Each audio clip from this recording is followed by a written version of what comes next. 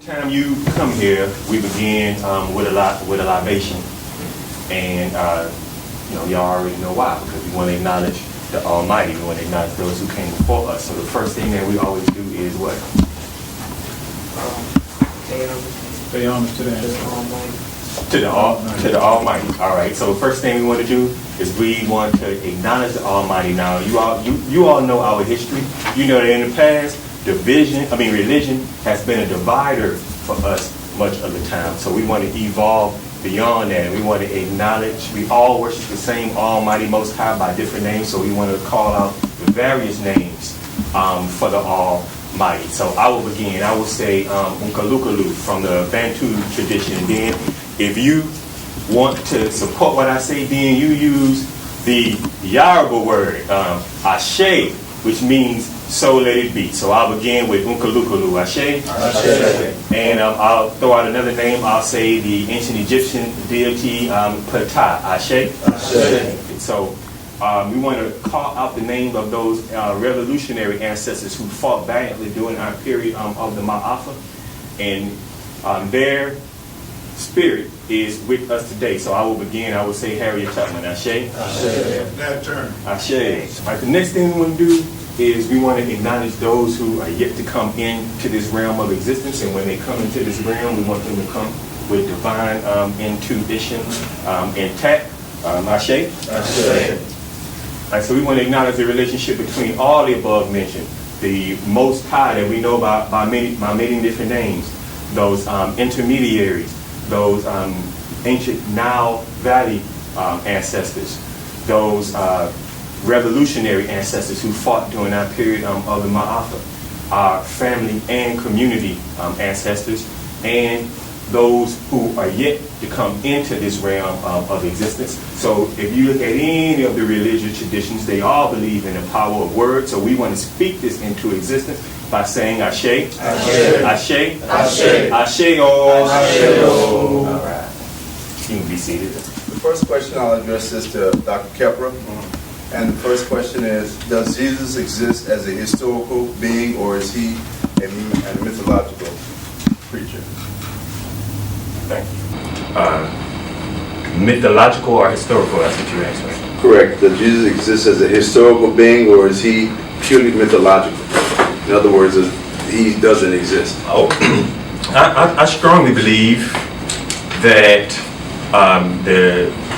the person that we have come to know as Jesus Christ is a mythological being, as opposed to a historical being who actually walked the earth. One of the main reasons why I believe that is because if you look at the scholars, the many scholars who wrote during the time that Jesus was supposed to have walked the earth, like there's one called Livy. Livy was a Roman scholar. He was born something like 59 BCE, died something like 17 CE. So he was an adult and a writer during the time Jesus was supposed to have lived. He was a prolific writer. And not once did he ever mention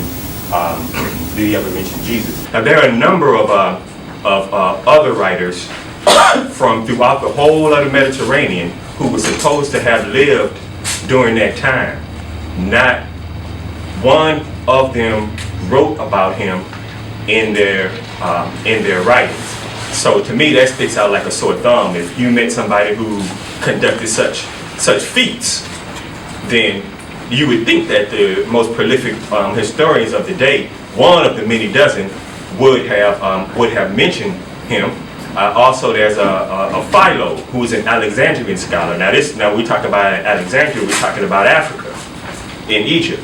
But they were at the center of the Christian world in the centuries leading up to the time that Jesus was supposed to have been born, and even afterwards. So the Alexandrian scholar Philo did not mention him either. So when we looking at me growing up, I'm from around here. We, Third Ward, Sunnyside, and got sent to all of these churches and everything. So when I look at what I was taught to believe is what? It's that Paul met Jesus, right? But when you look at the Bible, and I know it's in Acts, and when you look at the Bible, it doesn't say that Paul met Jesus. What it actually says is Paul had a vision of Jesus, right? And it also says that John had a vision of Jesus. It doesn't say that they actually, in reality, met him. And the reason why I raised John, because people like to use the quote that Jesus had white hair like wool and feet like brass, and they use this to suggest that Jesus was black. All of that philosophy, religiosity, leading up to that point before the Romans took over Christianity, it was all black. It was all African. And they all believed in a mythological Jesus. There is no belief amongst Christians of an actual historical Jesus until the Roman attack on the Gnostics, the Hebrews, and all of the other religious groups of the Mediterranean. So there's no evidence of an actual physical Jesus. Now, a lot of people say, oh, well, that was a long time ago, but there are actual bodies that we know who these people were, who lived thousands of years before Jesus was supposedly born. So I think it's fallacious, and I guess we maybe can talk a little bit later as to why people actually believe Jesus existed. But the number one reason why we believe it existed is because the Romans colonized the British, and the British colonized our ancestors, which is why we're speaking in English. But if you look at every Christian writing, and the number one problem that you find is that many of those writings were hidden in caves to avoid being captured by Romans. But if you look at the philosophy of all of those groups beforehand, they believe that Jesus, or the Father, is within, as opposed to without. My answer to that question is it's a little complex, I guess, because I grew up in the Baptist church. Grew up around preachers, and at about the age 3-4 years old, that's what I knew I wanted to do. And so the older I got, and the more I began to analyze scriptures for myself, the more I began to study and open my mind up to higher thoughts and higher learning. I went back and I re-examined a lot of things that happened in the scriptures, and at this point, I must say I think it's more mythical than an actual historical being. Only because there are certain things that don't line up and that don't make sense. One of the things that I've discovered about us, and when I say us, I mean as a Christian, as a preacher, as a lot of, one thing I've discovered is that when it comes to religion, a lot of people lose their common sense. We lose our sense of mathematics, we lose our sense of science, we lose our sense of history. And so I started revisiting those things, and I actually called it a cold case file. I re-examined the case of Jesus. And one of the things I asked myself is, when you have the most important figure, one of the most influential and important figures to walk the face of the earth, why can't we find a birth certificate or something? A birth date or something, an actual date. I mean, they actually raised more saying about Obama's birth certificate than they raised about Jesus' actual birth date. So it's things like that that raise a red flag. Then the actual death date, it changes every year. I started looking at it like it don't make sense. And then when I just started re-examining the stories, and so at this point, like I said, it's complex because I still have a side of the belief that is there, but maybe later on in this discussion, we can put it in context and the proper terminology to understand it. But to answer the question direct, I believe it's more mythical than it is historical. Well, it's historical to me. I grew up in the Baptist church in South Carolina, and learned how to read in the Baptist church in what we call Sunday school, which was church school. To me, there's a lot of evidence in the Bible and in non-canonical books, because obviously the Bible was canonized. So when I was in seminary, I had a chance to study some of the non-canonical books. And Jesus even asked the question himself, who do men say that I am? And he thought it was important that people answer that question. Now we know that the Bible is not God. The Bible basically is written formality. It's not God. Religion is not God. Christianity is not God. Islam is not God. Buddhism is not God. No religion is God. But the Bible is written formality in relationship to what it is that God requires and expects of us. So when you take the word Bible itself and you decipher each word, the Bible basically means basic instruction before leaving earth. Because you're going to die. Physically, you are going to die. But you also know that spiritually there is a part of you that does not die and cannot die.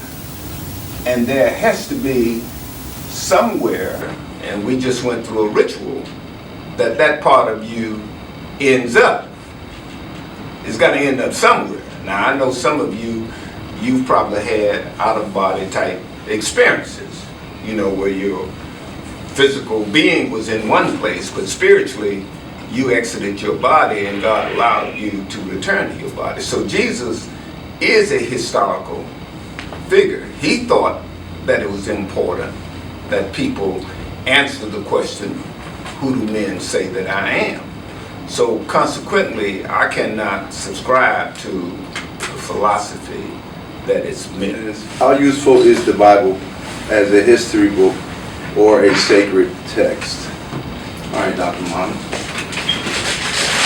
You have 5 minutes, of course. I actually believe that it's very useful. As any book that's containing powerful literature or lessons of life. I feel that as far as the history lesson,